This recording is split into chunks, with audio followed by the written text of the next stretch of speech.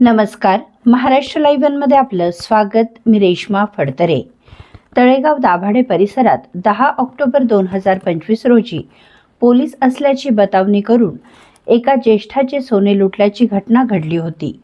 या गुन्ह्याचा तपास करीत असताना तांत्रिक विश्लेषण व गुप्त बातमीदारामार्फत मिळालेल्या माहितीच्या आधारे या गुन्ह्यातील आरोपी आयत बाबूलाल सय्यद वय वर्ष 42 हा इराणी वस्ती श्रीरामपूर जिल्हा अहिल्यानगर येथे असल्याची माहिती मिळाल्याने वरिष्ठ पोलीस निरीक्षक कन्हैया थोरात यांच्या मार्गदर्शनाखाली डीबी पथकाचे पोलीस उपनिरीक्षक मुकेश मोहारे, पोलीस हवालदार अजय सरजीने, संतोष जाधव, पोलीस शिपाई किरण मदने, प्रीतम सानप, प्रकाश जाधव हे गेले 3 दिवस या आरोपीच्या शोधात श्रीरामपूर परिसरात फिरत असताना इराणी वस्ती येथे आरोपी असल्याची माहिती मिळाल्याने सापळा रचून त्यास पाठलाग करून ताब्यात घेतले असता त्याने आरडाओरडा करून वस्तीतील लोकांना गोळा केले.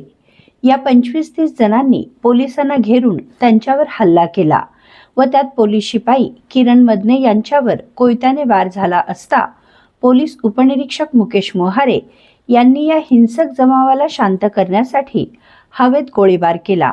स्थानिक पोलिसांच्या मदतीने आरोपी आयद यास ताब्यात घेऊन जमावावर गुन्हा दाखल करण्यात आला आहे. या आरोपीस बेड्या ठोकून तळेगाव दाभाडे पोलीस स्टेशन येथे आणण्यात पोलिसांना यश आले आहे. फिल्मी स्टाईलने आरोपीचा पाठलाग करून त्यास ताब्यात घेतल्याने डीबी पथकाचे कौतुक होत आहे.